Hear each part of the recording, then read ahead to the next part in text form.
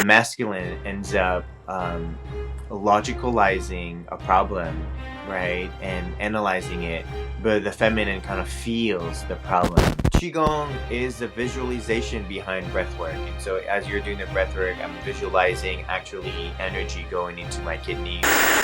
We're feeling it's like a descent, but this descent is really basically preparing us for a renewal. As I'm going through the stages of the 6th and 7th chakra with the Kundalini, it's like the closure of these last lessons that my soul has just not been able to let go of.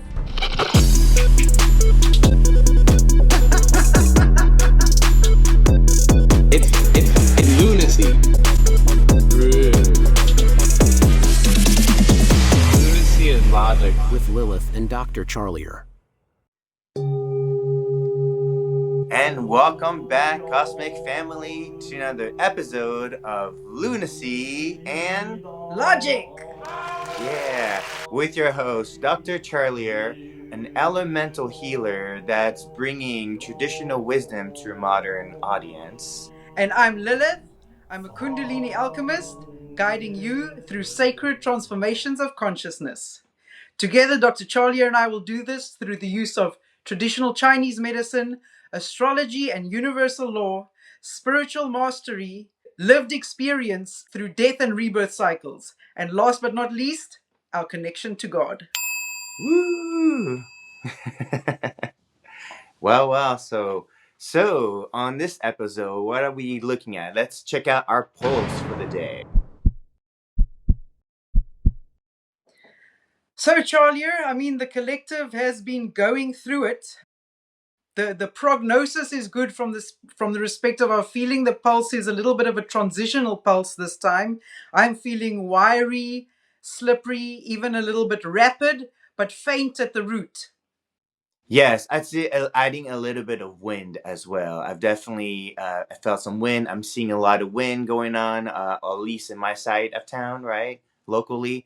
But I feel like adding a little bit of wind to that pulse, so a little bit of kind of floating pulse too, right? Because sometimes where that root kind of goes away, so it depends on like how bad the pulse is for certain people. If you haven't been doing your work, right, the pulse is a lot more drastic, showing up more as wind. But for those who haven't, it's probably could be a little bit depleted.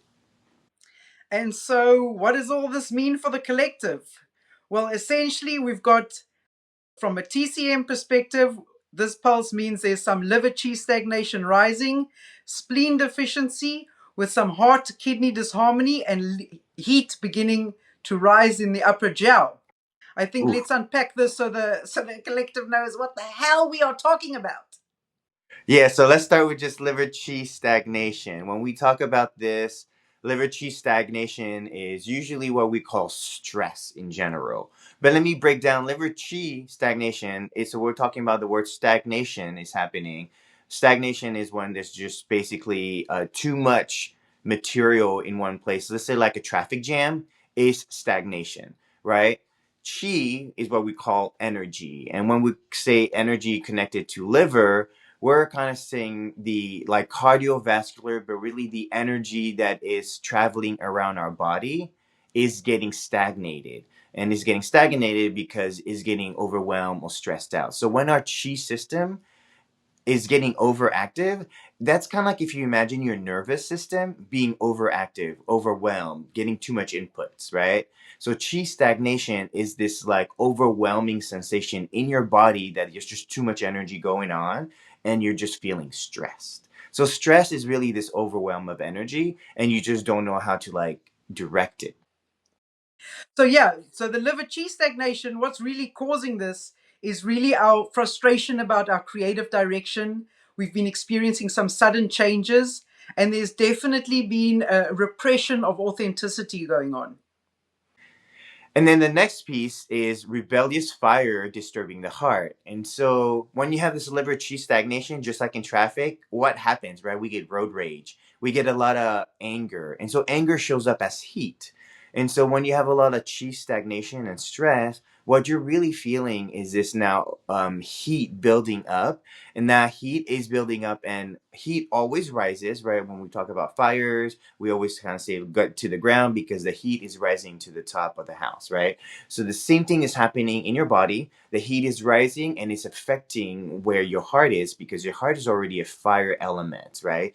It's moving the blood. And so when you're getting more fire, more heat in the heart, you're kind of get this high blood pressure energy. And that's why we see when we're stressed out, we're getting this like really fast heartbeat going, right?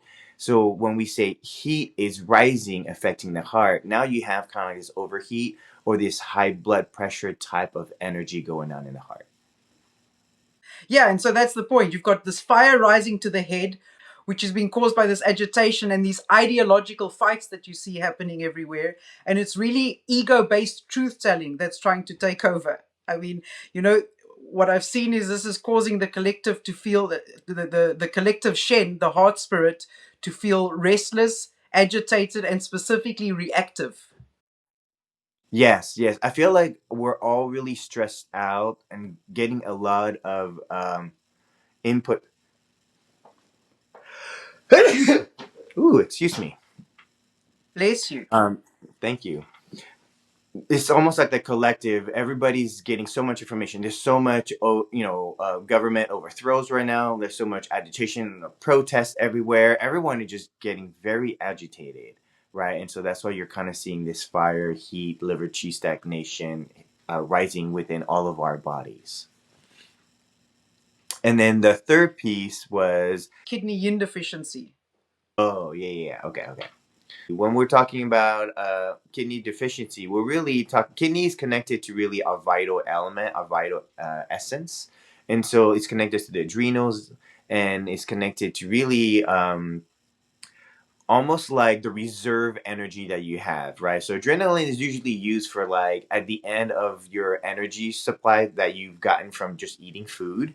If like you're playing sports, right? And if you need that extra push, that's when adrenaline kicks in. So kidney is really like your reserves. So when we say kidney deficiency, what's happened is we're so overworked, we're so overwhelmed that now we're starting to use the reserve energy in our system. And this is what creates old age. This is what creates the people dying at such a young age. When you deplete your kidney, you basically deplete your life force energy and you no longer have any energy to live life.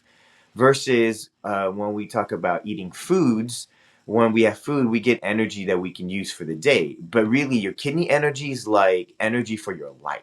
So that's why kidney deficiency is happening because we're being so overwhelmed by life that we're depleting our life force energy. You know, Charlie, when you said that's when you die, it makes me think of I did a so there was one year when it was Valentine's Day, and I just to calm down all of those romantic freaks out there that were getting all like up in the clouds for Valentine's Day, I did a post where where I said something like, FYI, too much sex causes kidney yin depletion, and guess what happens when you have too much kidney yin depletion? You die. So happy Valentine's Day, y'all.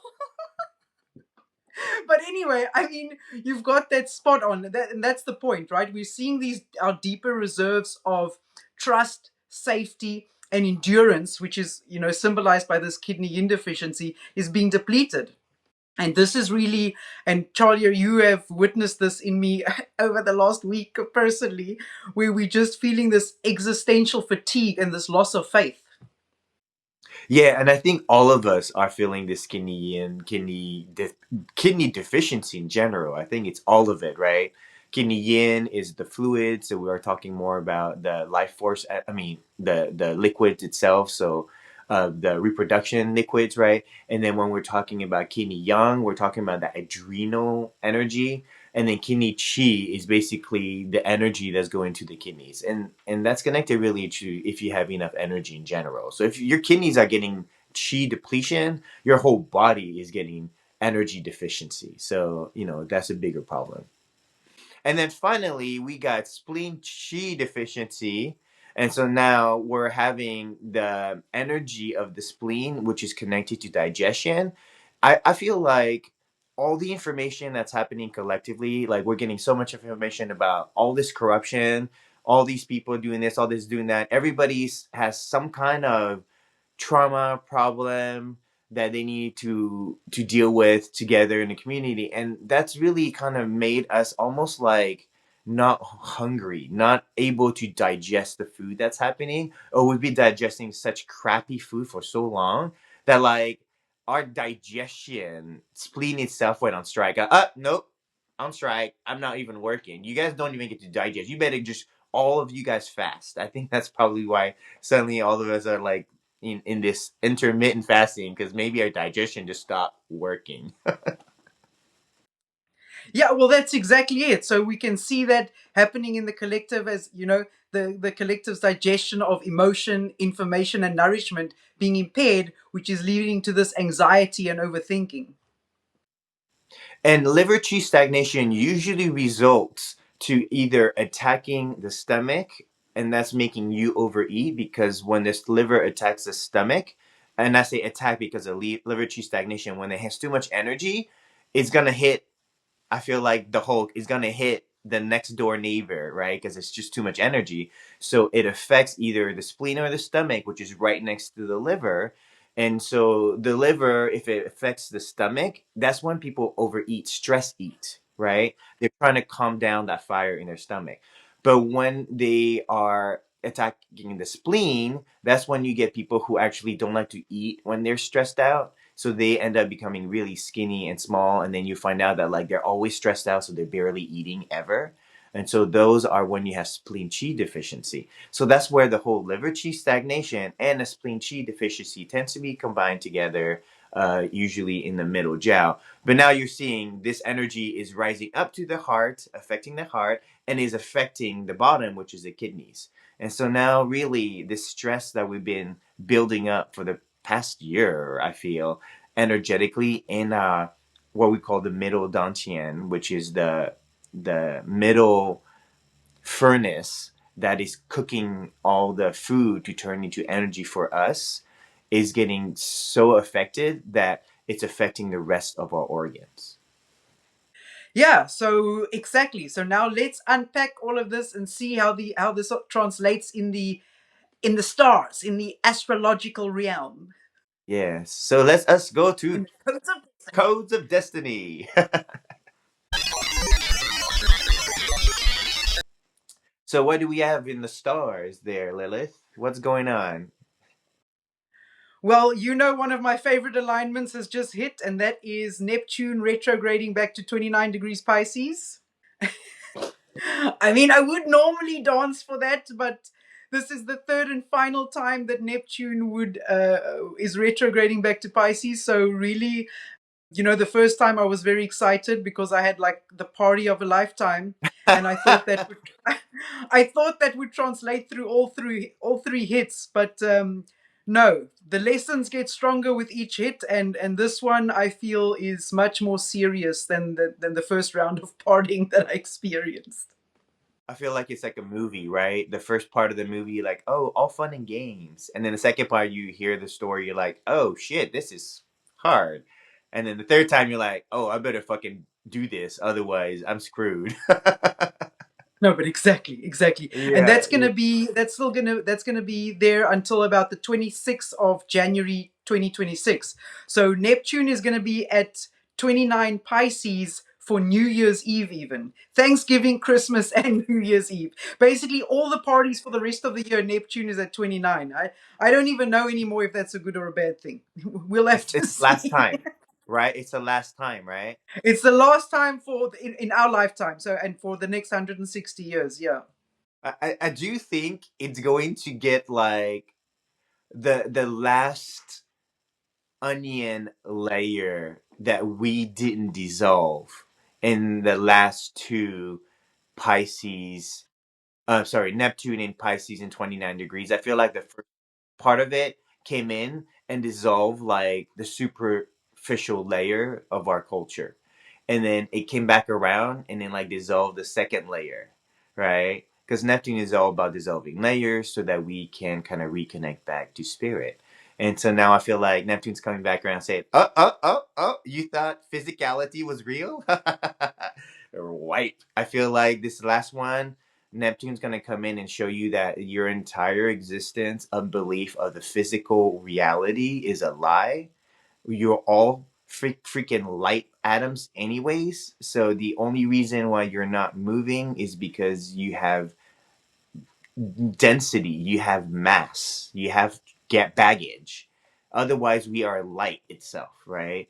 And so again, it's like showing us that like Neptune and Pisces in that last degree, I feel like is really going to like pull the veil that everyone talks about. And the fact that it's literally happening right in Halloween season and is gonna go to New Year's, y'all, like prepare for a really eventful winter, because I feel like the skeletons of Scorpio are gonna come out during this time. Well, speaking of, we'll discuss more Neptune in at 29 in a little bit more context with some of the alignments coming up. But we better start with the big one, which is on the 5th of November, that full moon at 13 degrees Taurus, which is of course naturally opposing the sun at 13 degrees Scorpio. But this is actually quite a big day, because at the same time, on the same day, while this full moon is taking place, you've got a yod that's pointing to a 28-degree Libra, and that yod is coming from a retrograde Uranus at 0 degrees Gemini and a retrograde Neptune at 29 degrees Pisces. And then later on the day, you've got Mars entering Sagittarius and opposing retrograde Uranus at 0 degrees Gemini. So there's a lot going on that we're going to unpack this step by step. We might as well start with that full moon in Taurus. And really, the theme that I feel for the full moon in Taurus is really this grounded transformation, which is really like this embodiment of value amidst all this instability. Yeah, wow. That was a lot of alignment, and that full moon sounds like a doozy, y'all. If you guys don't already know, full moons are very intense, but a full moon in Taurus, during Scorpio season, right, 13 degrees, will be pretty intense. But also, that yod, I feel like a lot of whistleblowing will come up. I think a lot of things that we thought, even in our own regular life, we thought like we had dealt with, I think we're going to come out for one last time to really be cleared. I think there's a lot of like releasing old trauma at this time. So it's going to be very exciting full moon, because even with Mars in Sagittarius, as you're saying, and what else? Mars in Sagittarius, when you say Uranus in Gemini too. Yeah, so the Mars in Sag will be fun just because I love Sag. It's a lot of freedom loving, playful, yet like some heavy truths that's going to come out too about really our philosophy of life, really our culture of life, and our beliefs. So prepare for that one, y'all. Well, yeah, I mean, Taurus represents this the energy of stability, right? Resources, money, and so forth. And opposing the sun in Scorpio, you've really got that like being illuminated, like highlighting we've clung to, like what comfort and control we've clung to, instead of embracing that transformation of inner change. And so what I feel like is really this full moon is really that collective's liver chi stagnation. And it's stemming from this feeling of being trapped between like too much restraint of Taurus and too much volatility of Scorpio. Ooh, nice, nice. Yeah, yeah, I can see that. Yeah, and it's really important to recognize. I feel like there is a because money is the axis of Taurus and Scorpio, whether it's money you make yourself and accrue, or Scorpio, which is money you gain from other people and manage for other people. So I do feel like this is the axis of like money is being kind of moved around and changed a lot right now. I think it's getting kind of evened out, where there's you're finding out a lot of corruption with money everywhere, every government, every institution, every like corporations, but also that full moon illuminating actually to me food too, right? Because food is being illuminated as actually corrupted, and that is this like sun in Scorpio illuminating the darkness out of food. And so now we're finding out, like, the whole Make America Healthy Again came out of the fact that, like, you guys know how unhealthy our food is. They put so much chemicals, so much trash in the food that apparently other countries have made it illegal to put it in their food. But America, it's legal to put this chemical crap in our food, right? So that is kind of like this access of, moon in Taurus. And I feel like even the mother energy is telling us, hey, start eating better food, grow your own food, because the food that they are growing right now, it's terrible. It's so bad for us, and that's why I think we're getting sick. So that access is going to be very big, and it's coming up everywhere. We're seeing it everywhere in the collective. So Well, I mean, that's spot on, because I also feel like this polarity of this full moon is also part of that spleen chi deficiency, where that emotional overprocessing of Scorpio and that financial worry of Taurus is really weakening the earth energy. nice, nice. Yeah. This is a really good way of saying it. And I think, with this, like with the Taurus energy also, what we're really learning here is that safety is not coming from possession, but from alignment with true value. And so, like you said, even about the food, like what food do we really value? Are we going to continue investing our money in all this overly processed foods, which just weakens the earth energy? Or are we going to decide, okay, this food that really nourishes the body is what we truly value, and redirecting our funds there, almost making that over processed food industry redundant? I mean, we Yeah. get to decide. Yeah. And can we talk about, like, to me, this is also like the bigger conversation is plagiarism of nature. I feel like for us to start genetically modifying food is us taking a dark turn in wanting to plagiarize food that already comes from the ground, but like isn't able to be healthy for us, right? And so now by thinking we know better about what kind of food to grow to eat, we end up actually getting sick because we have plagiarized and copied what Mother Nature is already doing really well. And then, of course, next we've got the yod, which is what they call the finger of God. So that is, pointing to Venus, as I said, at 28 Libra, from Uranus in Gemini and Neptune in Pisces. So Uranus disrupts communication and so forth. Neptune is the dissolver of illusions, and Venus is really that adjustment point. So we're really learning how to love and relate in truth and not fantasy or fear. Ooh, yeah. And I think it's probably gonna like be also a lot of justice too. I feel like Venus in Libra is like showing some love to justice. And it's coming a lot with that Uranus in Gemini. It comes with a lot of like broadcasting information and whistleblowing and like again information. And then that with Neptune in Pisces is kind of like this dissolving, like you were saying, but also like um illusions that we've had and being basically like showing justice to some of that stuff that's been kind of not talked about. So I feel like there's just a lot of corruption that's probably going to come out in terms of like places of faith, but also like places of media and communication, just because like there's just so much lies out there, and it's going to be hard even with AI today. Geez, like I get so many people sending me stuff. I'm like, oh, Charlie, is this funny? I'm like, yes, but it's AI. I'm like, yes, but it's still funny. I'm like, I guess it's just it's weird how often I'm being sent AI clips now, and it's very obviously AI. But because I'm getting sent so many of them, eventually I think people will see that as normal. And again, this is this normalization of AI. So I think Venus in Libra, I feel is not going to be as soft as we think it's going to be. I think it's going to be a lot more tough love. Well, it's funny that you're talking about that, because the same day we've got that Mars entering Sagittarius, opposing Uranus in Gemini. And this, I mean, it goes hand in hand with what you just said now, because it's really that electrical impulsive energy. You've got Mars in Sagittarius, which basically speaks before it acts.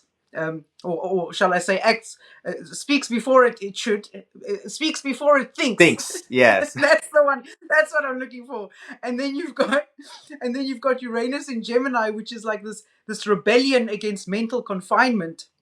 So really, and it's funny that you bring in social media and all of that, because whatever you post on social media, be careful about what you post on social media. Take a step back. I think it's important now, with that ego-based truth-telling that we were speaking about early on, to not be very reactive. Pause before you say anything on social media, basically. So that pretty much goes hand in hand with what you were just saying. Yeah, exactly. And I do think too, being Neptune in Pisces, I think we're gonna come to terms with also a lot of spiritual concepts that have been gaslights, that have not been truthful, that are going to call out some people in these communities, in these spiritual communities, but also just in beliefs in spirituality too. I think religious circles are kind of like getting a little bit of a like knock on the door, here's your karmic debt that we need to like look at. So yeah, I think that yacht is going to be a very powerful yacht for sure, happening on the full moon. And then what else is going on? Well, on the 8th of November is the big one, when Uranus moves to 29 degrees Taurus for the final time. So that will basically be sextiling Neptune at 29 degrees Pisces right there. So that's basically the final review of a 7-year revolution in our material and energetic value, right?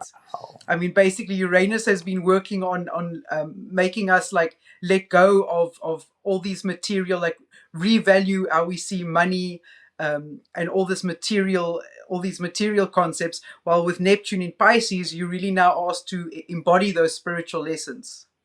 Yeah. Oh, well said.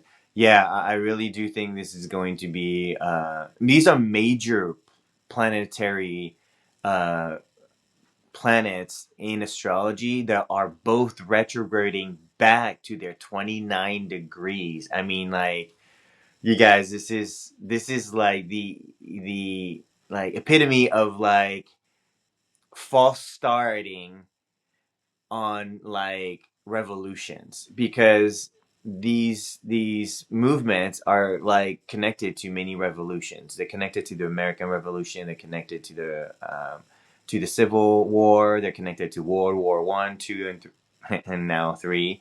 And I think these moments are like kind of like going backwards to kind of like wait. Are we really fighting for the right things? Are we really like in the same war? And then it's gonna come back in, I guess in January 2026, when. So you said Uranus is staying to a retrograding till January. Is Neptune also retrograding till January? No, that was Neptune. Neptune. Yeah. And how about Uranus? How long is that retrograde going for? Let me see if I have that in my notes. I don't actually think It's probably I somewhere didn't 2020. record that, Charlie. Sorry. No, it's okay. So it's most likely somewhere in 2026. So, like, again, we're experiencing kind of like a review on what we want to really get upset about. And I think going back into both Pisces and Taurus, right, ending the Taurus with Uranus and ending Neptune with Pisces, I think that Uranus and Taurus is the money conversation. I think money is going to go have one final big reveal, or something's going to keep changing, because we already know things are changing. But I think in Pisces, that's going to be a big one too, and that's going to be for a few months. And so if you guys didn't feel like we were starting a war, I feel like the energy of revolution is preparing, and I think in this country as well, we're seeing the buildup of it since Charlie Kirk's assassination. Now we're dealing with ICE. We did with the No Kings protest. Like, things are just heating up, and I think these like retrogrades, I don't know, are kind of like a reviewing to make sure that you're not fighting for the wrong and based on wrong information. Let's just say that. Well, I mean, I think this long cycle is also what's been contributing to us feeling depleted and that loss of faith. Yes. That kidney deficiency, yes. So this is really like, you can see this as like, we're feeling it's like a descent, but this descent is really basically preparing us for a renewal. Like you said, this revolution. And I think the real revolution here is the fact that freedom, which is Uranus, and faith, Neptune, have to unite. They have to unite, because innovation without spirit completely collapses, and faith without change causes stagnation. So I feel like this freedom and faith is what it's all about. Yeah, yeah. It's just a good way of describing it, back to going back to again, like the kidney deficiency depletion. That's because we've been at this for, like you said, 7 years at least. We've been at it waiting. It's like this fall that just won't end. You're like, I'm still falling. Yep, we're still falling. I'm tired of falling. But at this point, like, there's nothing you can do. And that's why we're all feeling just really exhausted. So, yeah.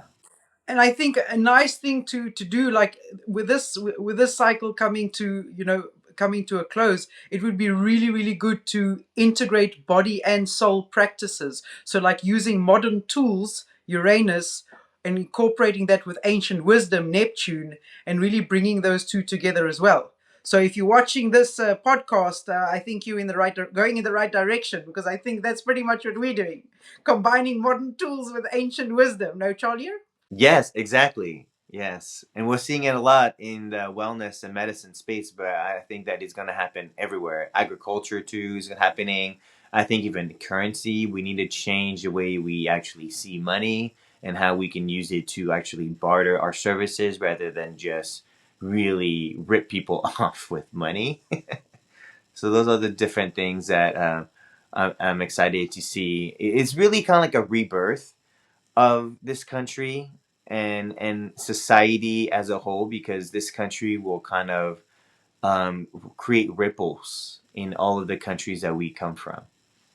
Yeah, and so, well, the 9th of November, I just wanted to mention it. Mercury goes retrograde. It will retrograde at 6 degrees, and it's going to be retrograde until the 30th of November. But where I really want to focus on is Jupiter going retrograde just 2 days later on the 11th of November. It goes retrograde at 25 degrees Cancer, and at the same time, it will be trining Saturn in Pisces at 25 degrees Cancer. Wow. Wow. That's basically going to be retrograde until the day after my birthday. Oh my God, this is Until 11th of March. season. Wow. So that's how Jupiter is going to stay in Cancer for a bit longer. Okay. But I think this alignment this is also part of that kidney yin deficiency, right? But if you look at it, so Jupiter, this is like a stabilizing current in the emotional realm, because Jupiter in Cancer is expanding our emotions, while Saturn in Pisces is giving some kind of structure to the spiritual. So as far as our loss in faith is concerned, this alignment, I feel like, should help us, like, anchor in that faith to something tangible. Yeah, I feel like this is grounding us out because we know what's coming, but we almost got a reprieve. Almost like when you're trying to cold plunge or going to a hot water, right? And you like touch it and you're like, oh, it's really hot, and you know what's coming, but you know you have to go in. So you like dip yourself in, come out again, and go, okay, here we go, and the last dip, and then you finally go in. So I feel like right now we're in that last, like, coming out of the water one last time, going, okay, this is the last time we're going in for change now.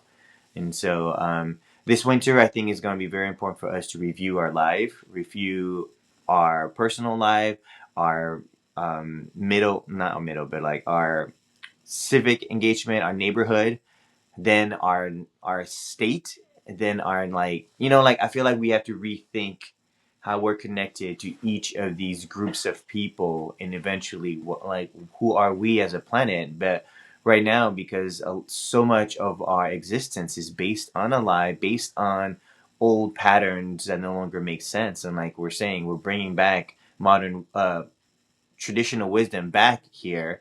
However, like, we have to kind of like cut some of the things that are here happening that doesn't work, right? And so I think this very shadow period is for us to kind of like look at all the things that have not worked in our lives. Yeah, I mean, this is definitely the closing of a cycle, and I think it will be particularly excellent for healing like ancestral or family patterns around abundance and safety. I mean, you know, Charlie, that I'm personally going through, that stage of my journey where I'm healing poverty consciousness like it's going out of fashion.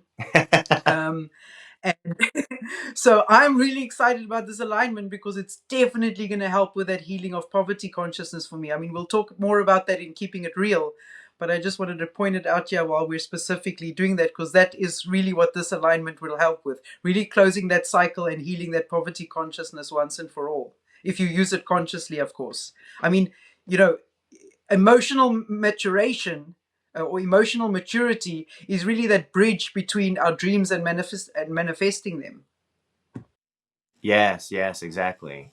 And I want to go back to what you're saying about, again, like 29 degrees Uranus in Taurus is, again, like for us to figure out what is it that we're going to reevaluate ourselves, right? So we have to value ourselves differently. We have to value what we call medicine. We have to value how we call food, so that we're putting our money back into the things that matter to us most. And it is, again, like, stop spending money and internationally. I'm sorry to say, but a lot of people are gonna get mad. I'm like, oh, why are we putting money in all these countries? Stop it. Our country's screwed right now. Each of our countries need to focus on themselves first. Just like how, It's not only your country, right, Charter. we got to put on that mask first. And so I think, right now there's been so much like sleeping around other countries, people's monies, that you're like, what is what? This whole like sleeping around with Israel or Palestine or whatever country, our freaking CIA government or CIA, industry is dealing with. Like, we're going to have to heal that and really figure out what it is that we need to do. So I am excited for this, Uranus, all these retrogrades happening, but really kind of ending this cycle of monies and really corruption in money and disillusion in faith. Exactly.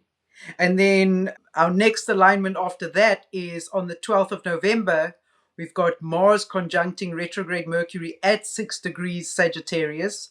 So this is a very fiery, outspoken aspect, like the tongue of truth. You've got Mercury retrograde revisiting our old beliefs, with Mars igniting bold speech. So this alignment right here is what I see as that rebellious fire that's disturbing the heart. Yeah, yeah. Ooh. Yeah, I mean, there's not much to say besides it's going to be a lot of whistleblowing truth sayers who are going to speak up about people who have been telling us lies. We're going to get like the whole truth of a lot of things, and it's going to come so fast. I think this is that wind, what we're saying, right? Like, with a lot of heat, there comes a lot of wind as well. So I do think that there's going to be a lot of heat and wind happening in November. Mars in Sag retrograding with Mercury. I mean, retrogrades are not fun if you guys experience it, but having it in Sag will be really interesting.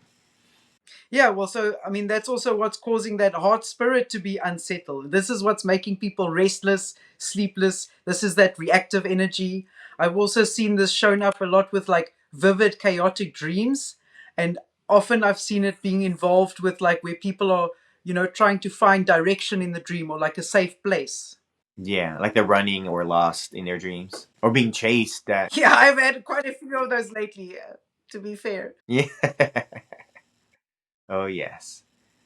But I mean, it's really about speaking truth and not from reactivity. We go back to that ego-based truth telling. Like, this is not the way forward. Like, you're just gonna make that Shen more restless. You need to really not look at it from a reactive point of view. Let go of that ego and speak the truth where it's needed and in an appropriate manner. But just not just because you want to be right.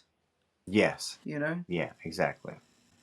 Okay, shall we move now to real talk, or do we still have more transits?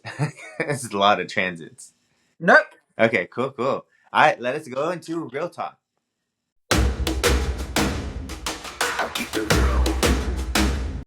I feel like we covered so much. I have to like rethink of what we want to talk about in real talk. But definitely poverty consciousness, I think, was a big one that we wanted to talk about. Okay. Yeah. And that one I definitely I feel like that's also part of this Uranus in Taurus is like we're reframing what it is to experience or to know what poverty consciousness is, right? And so like for me, I eighth house stuff. So my father passed away, but I also inherited the house, and so I've been managing the yard. But now also, inherited a lot of really responsibility for the house, right? So there's insurance, there is bills for the house, and so now I was trying to get a roommate because I've been traveling for the past couple of weeks, so it's been really busy trying to like um, really kind of like come up with funds for this added financial responsibilities. And so one of the roommates I was trying to set up ended up backing out, and so I didn't have a roommate, and I started to like experience a lot of like, oh, am I gonna be able to pay for the bills?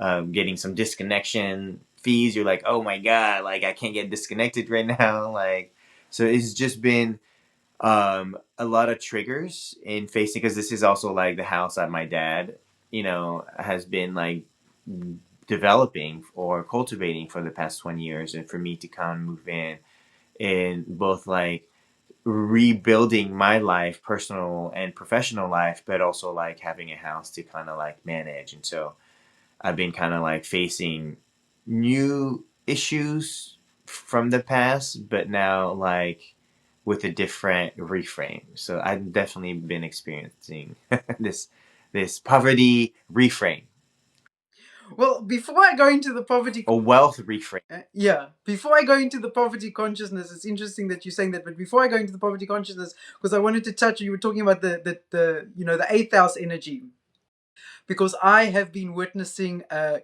lot of physical deaths lately, a lot of uh, um, and deaths in general. So, like for instance, even the death of relationships and so forth, but also rebirths. A lot of babies are currently being born, and in addition to marriages breaking up, but people getting married. So I'm literally like looking around and seeing all these death and rebirth cycles like in action. You know what I'm saying? It's very sad that a lot of the souls are leaving the planet right now, but I'm also just excited because a lot of the souls are coming in now, are very special, and they're going to be special to all of us. So there's good and bad, and yeah, the death and the rebirth cycles going together. So I mean, eighth house energy to its max. Oh yeah, oh yeah. And I feel like it's also part of that transformation that we're talking about, right? When we say transition, we are in a transition. That means that there are souls who are also many souls who are in transition, who are choosing to either come in to play the game now or to leave because they probably need more support in kind of playing with this new update of this game.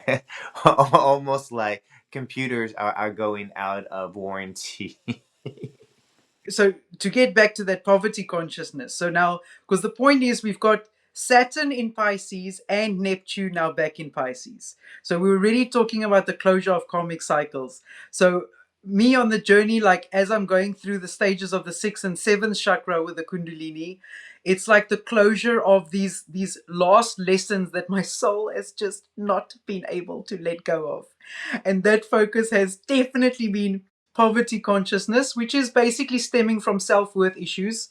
I've got my natal Chiron in Taurus in the first house. I mean, that's the epitome of poverty consciousness and self-worth issues right there. And then my other lessons that I've been focusing on is the lessons of addiction, which is my Pisces sun in the 12th house. So I remember last time when I was speaking about how you had given up on the marijuana, and I said, oh, I'm still smoking marijuana, like I have to smoke it, I don't know how God's going to get rid of it or whatever. Meanwhile, subsequently, God just basically ripped like right after that episode, he was like, oh, you want to talk like that, you want to say, what are we going to do, I'm going to show you what I'm going to do, and he just like rips the marijuana away from me. So I ended up having to do like all my Aries workouts without any marijuana. But I do want to say is it's actually gone much smoother than what I suspected. I mean, I didn't actually have any withdrawals. I mean, God basically just showed me that, no, okay, I don't need it. So instead, I mean, I'm getting trained basically at the moment on how to use marijuana for my spiritual development, like the yogis do, in a constructive manner rather than in a destructive manner that stems from addiction. But this training seems to be taking place actually without marijuana actually in the picture. So that's the one thing. So that has been going actually pretty well. But I feel like my main lesson on addiction is still coming, because I think the cigarettes is where the true addiction for me lies. I really knew I wasn't addicted to marijuana, but I think the cigarettes is going to be a true test for me. So watch the space. Because this cycle is definitely calling for it. Yeah, wow, that's amazing. Yeah, and congrats. That's awesome to be able to support your spiritual journey. To Yeah, cutting out substances is definitely a difficult thing, but it's definitely our abilities to be able to connect without it. Fine, but you see what's happening to me, Charlie. None of these things that are like them to be required on the spiritual journey to have a smooth ride. None of the shit I'm doing voluntarily. God is just forcing it upon me. And being like, this is the training required, like this is happening whether you agree with it or not. So that is, I mean, I guess I actually like it, because yes, I don't see myself having done any of this stuff voluntarily, like abstain from sexual activities and stopping marijuana and doing all these things. So yes, definitely becoming more and more grateful to God for stepping in as each day passes. Yeah, no, it's important. It is easier to go one day at a time. The other thing that I have been noticing is, in terms of this fiery energy and relationships coming to an end and so forth, what I've been experiencing is, I would find myself in situations where somebody would do something, whatever, and my blood would just boil, and I'd be like, this is the end of a friendship, like, and luckily, before I can confront the person, God like steps in and he's like, whoa, stop right there. This is not something that is meant to end a friendship. You need to change your perspective on this and look at it as a problem that requires a solution, where you collaborate with your friend and the two of you can unravel this situation together. Nice. And so, when I was able to be pointed towards that perspective and just take a step back, and it did require, a lot of self-awareness, a lot of patience, and listening to what the other person has to say before like jumping in with my 2 cents, which God told me, like, you're going to jump in with your 2 cents. And let me tell you, if something is difficult for you emotionally or whatever, chances are you're missing something. So best you first listen to what the other person has to say. And then if you still feel like that, you can state your truth in a calm manner and see how you can unravel it together. But at no point in time is this energy causing you to, end your relationship in a huff and a puff. Because once again, this is based on ego. It is not the energy of love and compassion. So just by default, you can already see, if you're comparing it to, okay, what would love and compassion do? You already know, okay, I'm missing something here, because that's not how love and compassion would show itself. And this is also what I think you were saying about Venus being tough love in Libra. My tough love came actually from God, and he's like, yo, you can't be destroying every relationship, because and he said to me, like, what you're going to say to the person is in fact true. Yeah, I'm not going to deny what you're going to speak is the truth, but that's not the point. You can't just speak the truth just to show that you're right. That's not the intention here. The intention is not to prove that you're right. That is ego driven. And that is not what the ego was put there for. The ego was put there for us to use that energy for drive and passion, and to go forth on our mission, rather than to show our friends and our people that are closest to us, oh, we're right. Because what will happen in that context is you will be right, and even maybe the person that you're talking to will see you right, but it will come at the cost of a friendship. And so then, is that really worth it? Is that really what love and compassion is all about? And what I'm establishing is no. As an Aries rising, that's not what it's all about. But let me tell you all, my ego is fighting to the death. It's fighting to the death, and it's not going down without a fight. Yeah, no, that's important for sure. Oh man.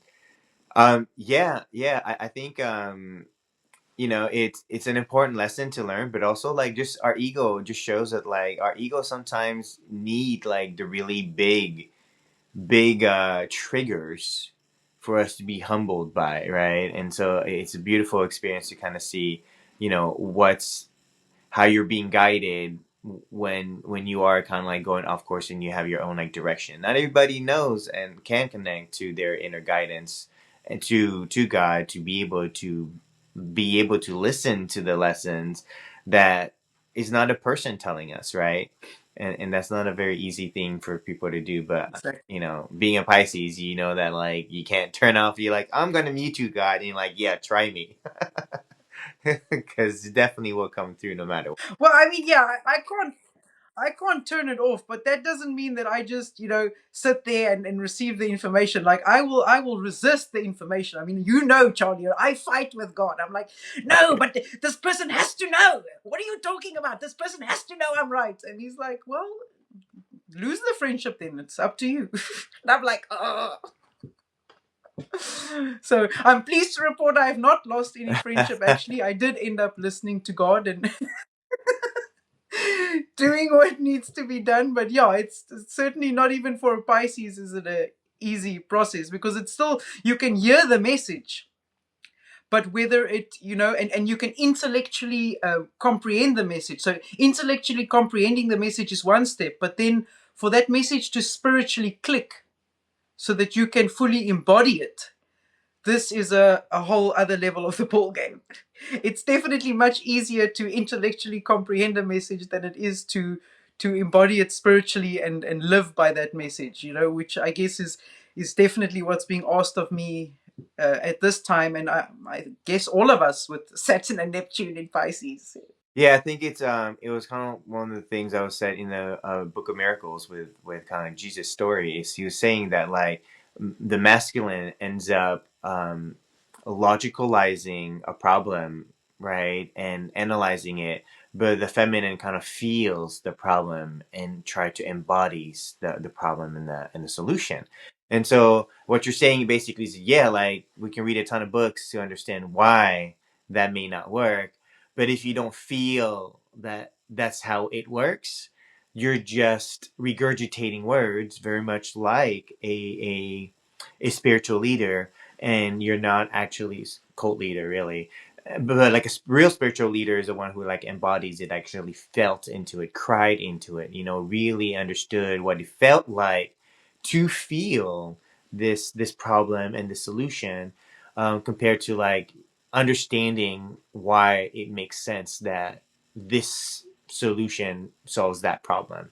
Or even if it is a solution to a problem, sometimes it's not a solution, it's just accepting that something fucked up and there's no solution. You're just okay, that's it, you move on. But yeah, it's I feel like a lot of us in this, like the whole Neptune Saturn in Pisces is like Saturn like following really closely to Neptune and says, idealism is great, but do the fucking work. Do the fucking work. Discipline, discipline, discipline. Because again, like we can feel into things too, but like if you actually not doing the discipline to actually create structure for you to stay in that energetic space, right? Because a lot of times we want to protect ourselves from kind of like changing and growing, right? And so we'll kind of like create false sense of reality. So it's very important to like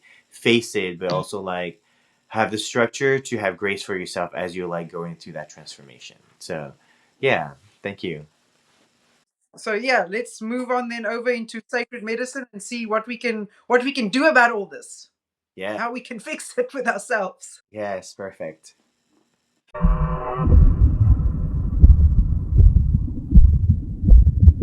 So yeah, I mean the cosmic chi is really congested in the middle burner. So really, our collective digestion of change is poor. So this is causing the fire to rise, the water and earth to weaken, and the spirit to become restless. So I guess the cure for this really lies in slowing down, regrounding into the body, and letting that soul rehydrate before acting again. In layman's terms, basically, we want to be grounding the nervous system with that Taurus full moon. We want to cool the emotional reactivity with that Mars Mercury conjunction. We want to rebuild our inner faith and security with the Jupiter in Cancer. And we really want to bring spiritual insight into daily embodiment with that Venus yard, coming from Uranus and Neptune. So that's kind of what we're aiming for with today's practices. Yeah, so what's really important right now is for us to kind of really slow down, just because right now I think we're just processing so much information that it's really affecting our nervous system and affecting kind of like our spirit, right? And so it is about slowing down, taking our time to chew the food, and this is where discernment needs to happen. We need to start discerning, is this food good for me? If it's not, don't put it into your mouth, right? Because I think what we're doing is we're putting so much food in our mouths, so much information in our bodies, so much input of whatever in the world is going on, that's causing us to kind of be overtaxed, overburdened, overwhelmed, right? I mean, I definitely experienced that in the last month. And so it's very important for us to kind of slow down, maybe take some deep breaths here and there. In between tasks, take a breath, take a deep breath, let yourself settle. When you let yourself settle, what happens is you're not building so much movement friction, and the heat is not going to build up, and then you're not going to get that high blood pressure in your heart, right? So taking that deep breath allows us to breathe into our belly, and actually taking breath work is also adding space in between your thoughts, right? And if you add space in between your thoughts, you slow down your metabolism, you slow down the energy you're bringing in, you slow down what you're processing. So that'll slow down the chi, the cosmic chi that we're talking about in the middle, so that the fire isn't rising up. It's basically, instead of like walking outside in the heat during the summer, causing more heat, just sit in the shade, take a deep breath, and just let what is, right? You can't change all the craziness. We had like all the crazy internet going down in the last couple of days, and the people just freaking out. You can't freak out. You can't change the internet. You can't tell the internet start working again, right? And so now that moment, it's a good time for us to just relax rather than to take in all that stress, all those inputs that causing us to feel like we don't have enough this or that or those, right? Because that will allow us to then actually process the space, the eating, the breath, the prana that we're breathing in, so that both the spirit of the fire and the fluids of our body from the kidneys, right, kind of like will meet in the middle again. So there's different ways we can do that, but really it is that middle section that's causing the separation. Because you can really support your blood pressure, but if you're not supporting the anxiety, the stress of the input of your life, you're not going to be able to change the high blood pressure that you constantly have because you're stressed. Stress goes with high blood pressure. So breath work is a big one. I think belly breath, breathing into the belly, making space into the belly, making space into. Well, we've got a breathwork exercise for today. Ooh, okay. So we have that. Do you want to describe that? Yeah, I mean we can start off with the breathwork. So basically, this is an earth-water balancing breath that we're going to be doing, which you'll practice. It's best to be practiced like in the morning when you wake up or in the evening before you go to bed. The elemental work that we're doing is really wood, liver. We're unblocking the chi without force. So it starts off with sitting or standing with flat feet on the floor, keeping your spine tall. And then inhale gently through the nose for 4 counts, visualizing breath moving down the kidneys behind the lower back. Pause and hold for 2. Feel your body become heavier. And then exhale slowly through the mouth for 6 counts, releasing heat and tension from the chest and head. After that exhale, pause for 2 counts before inhaling again. And so you'll keep doing this for 9 cycles, keeping your mind focused on the downward flow. And this breath really nourishes the kidney, which is the water, and the spleen, which is the earth, descends that rebellious fire and anchors the Shen.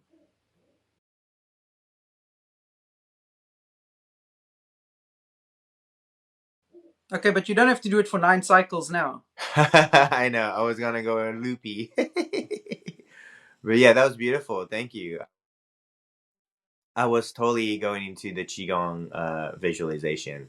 So yeah, Qigong is the visualization behind breathwork. And so as you're doing the breathwork, I'm visualizing actually energy going into my kidneys, refilling my kidneys. And so when you imagine also the fire, you're feeling the fire, you want to see the fire kind of like cooling off, even in visualization. When you imagine it, your body, everything will match the visualization that you're experiencing. And so thank you for that. It was beautiful. Again, a really good way to take a deep breath. In visualizing, you're visualizing really all the breath going into your stomach, your belly. You're seeing the heat cooling off, and you're seeing the liquids flowing into the kidneys to support the kidneys.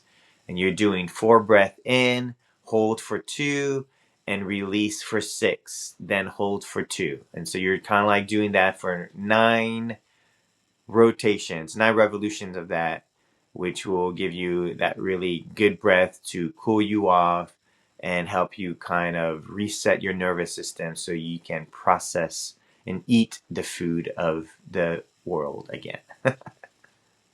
So yeah, the Qigong practice to support the kidney is really easy. You can kind of like create some fist here and then go to the back where the kidneys are, the lower back, lumbar, sacral area. And then really just tapping it or sending it, imagining. You can close your eyes and you can put your palm there as well. You're imagining energy going to the kidneys. You can kind of tap it to release any toxins, any buildup in your kidneys. But also, once you kind of like tap it, it will kind of vibrate out the toxins, shaking out the toxins out. And then by opening your hand and palming it, you'll feel the heat and you can send loving energy, beautiful, loving, smiling energy into your kidneys by putting your palm against your lower back. And that's for the kidneys. But if you wanted to do that conversely with your digestion and supporting digestion, then you can do the same thing by open palms, putting it into your belly. And as you're taking that deep breath in, you're feeling the heat, the energy building up around the belly. You can kind of what's it called? Rub your belly. You know, this is where like the Buddha belly, everyone's seen the laughing Buddha rubbing his belly, because that belly is showing the energy being built up in the middle section, because this will help with the liver chi and with the digestion again. So if you put and feel energy in the belly area and taking that deep breath as you're pushing your belly outwards will open up and support belly breath and bringing back energy into the center of your body. And that is our Qigong practice, to basically move energy, to kind of keep the energy moving around the digestion area so that it can support your overall health. So, and then some yoga poses that you can easily incorporate into your yoga practice. The one is caterpillar pose, which really calms the Shen. It grounds the spleen energy. And actually, I actually do this pose every time I do an Aries workout. As part of my stretching afterwards, I do this pose. And there's another pose that I also do, which is the supine twist. So this one moves the liver chi and really wrings out that emotional residue, which is quite helpful. This one I also do always after an Aries workout. I mean, you've got to, the twists are important. You know, you're just wringing out those toxins. That's what I love the twists for. Every time I do a twist, I imagine, you know, wringing out those toxins. Yeah. It's good imagery. And then we've got a forgiveness ritual, because we've got, as I said, a lot of reactivity, which is coming from that ego-based truth-telling, this fiery, impulsive nature, which is causing all this anger and this resentment. So I thought if we could do a quick forgiveness ritual, and it would be ideal if you could do this ritual somewhere between the new moon and the first, between the full moon and the first crescent waning moon. So do this ritual anywhere between the 5th of November and the 12th of November. That would be pretty good. So for what you'll need for this, you'll need a bowl of water, you'll need a candle, and you'll need to know what is the thing that is causing you pain, what is causing you anger and resentment and all of that, the person, a situation, or whatever. You'll need that, and let's begin. Sit comfortably, light the candle, and have the bowl of water with you. Look into the water's surface and see your reflection shimmering. Speak aloud. This water holds what I have carried too long. I now release the heat of anger and return my heart to still water. Visualize the personal situation that stirs the pain still in you. Exhale and imagine the emotion leaving your body and dissolving into the water. Continue doing this until the charge fades for about 5 to 10 minutes. So you can pause the video here and carry on doing that. And then once you're done, pour the water outside a tree or in the soil, symbolizing the transformation, and finish with 3 deep breaths into your heart, silently saying, I forgive myself first. Thank you for that beautiful ritual. And so our acupuncture point would be kidney 1, but we also went over that last week. So you can watch our last week's episode to get an idea of what kidney 1 is. But kidney 1 is really good for grounding out the kidney point down to the foot. So it's at the bottom of the foot. This is kind of like the toes here. It's kind of right around here. So kidney 1 is a very good point. That's why we put your feet down to the ground to kind of ground down all the emotions through kidney point. So, and a nice tea to have during this time, which is like a decoction style tea. Decoct meaning soaking it in water to like brew a tea, if you will. And that would be good to mix chamomile, licorice, goji berries, and mint. And this will help soothe the liver and nourish the yin as well. So that'll be great to have during this time. Nice. Yummy. Well, thank you, everyone. So we're going to close into the temple doors.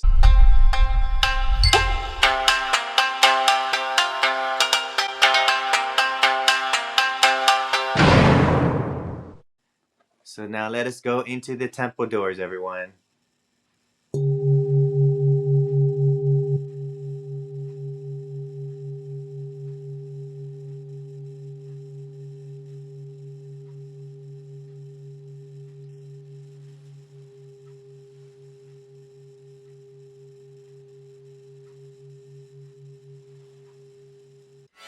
Yeah, so this is really where we give ourselves that space to reflect on the truth that's revealed today. And I think the main thing is that, you know, forgiveness is not about forgetting. It's really returning the heart to its natural rhythm. When the waters of the heart are still, the reflection of heaven becomes clear. So carry this stillness with you into your day, into your relationships, into your work. Let it ripple quietly through everything that you touch. And we'll close this temple door with gratitude to the breath, to the body, to the elements, and to all the unseen forces walking beside us. Thank you, everyone. Until next time. Namaste, y'all.